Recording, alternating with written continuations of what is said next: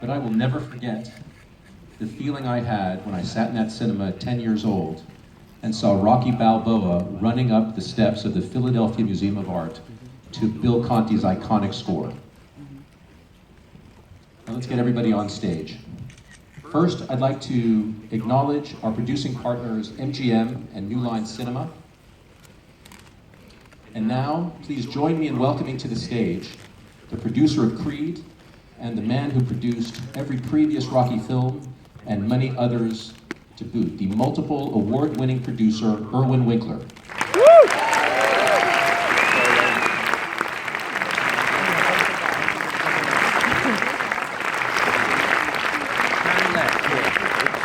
Thank you, John.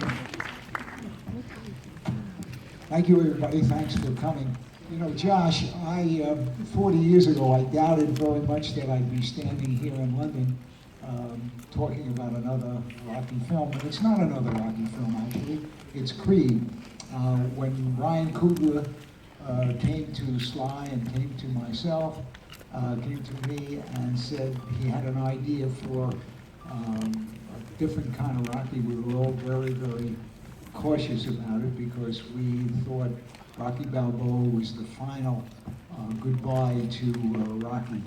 As it turned out, Ryan Coogler really brought us to the future of Creed rather than the past of Rocky. So, may I? Ryan Coogler, director of Rocky.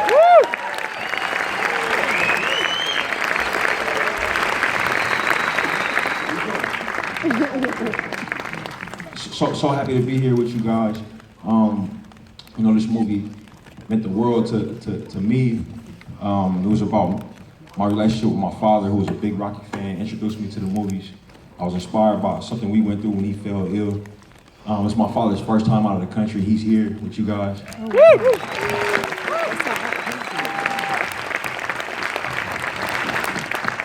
The screening is really a homecoming of sorts.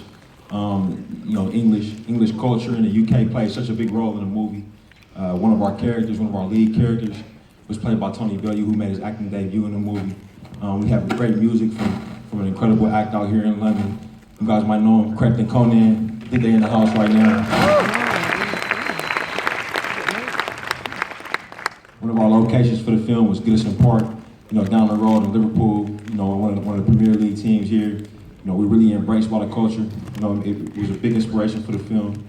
I'm just so happy to be here. So I want to bring out a few of the cast members. You guys might know a couple of them. First off, making his feature film debut, he killed this role. Can't wait for you guys to see him in this.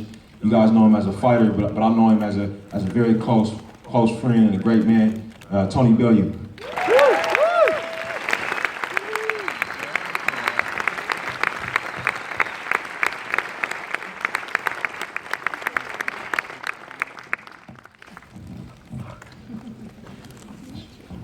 I was fortunate to forge a lifelong friendship with this man over the process of making this movie. A really life-changing experience for the both of us. I'm going to bring out somebody who's incredibly talented, smarter, and better looking than anybody up here on the stage. Tessa Thompson.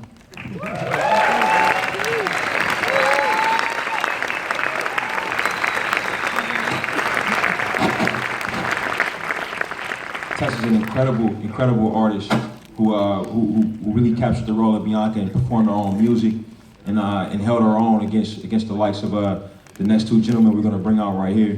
One of which is my most frequent collaborator, an incredible actor who really took on this role and learned how to fight and learned how to, you know, live the lifestyle of a fighter.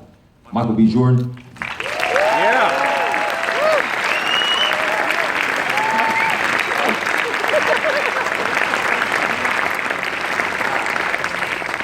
Can't wait for you guys to see what Michael did with this role. And last but not least, somebody who this character in this universe was their brainchild. His name is synonymous with the role, and when you think of him, you think of his role as a performer, but he's so much more. A great family man, a great artist, and a great leader. Sylvester Stallone.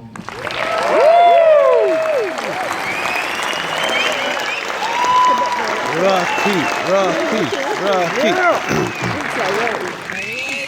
Now, Evan, take it away.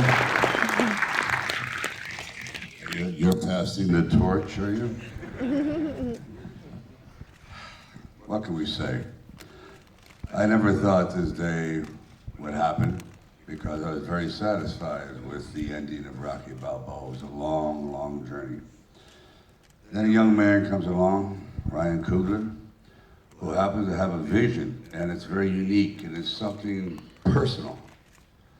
And when you do a film, just like you do anything in your lives, and you're not doing it for money, you're doing it because it's in your heart, and it has to come out one way or another. You have to listen to that young man, you have to follow his journey, you have to listen to his soul. So he put this together.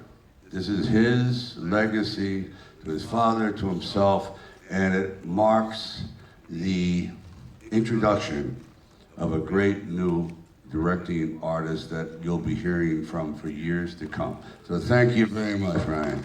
Amazing.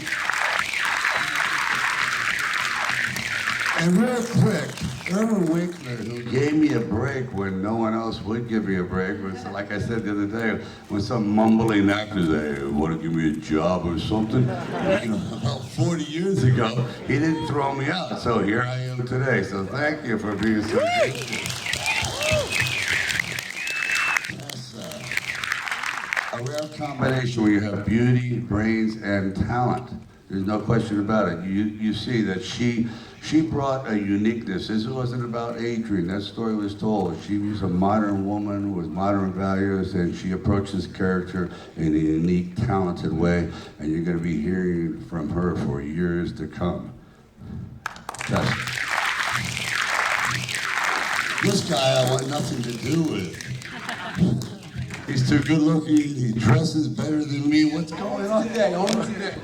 We have this fashion contest. I'm afraid I've come in a horrible second today. Michael B. Jordan is the future. He is going to be the next thing, not just because he's got the physical capabilities, but he's got heart, he's got talent, he's got brains, and more important, he really has the desire to do great work, and that's what's going to sustain him. So, Michael, it's fantastic being in the ring with you. And Tony, I just want to say, applaud for Michael. What's wrong with you guys?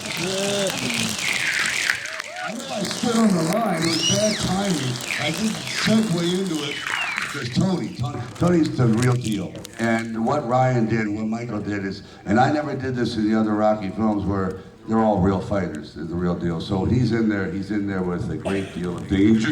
And I can't believe how many times he got hit. But Tony, you are fantastic. I think you're a natural. And I'd like to see you as an actor someday. Okay? Anyway, should we start the film? All right, everyone, please enjoy the incredible artistry of Ryan Coogler in Creed.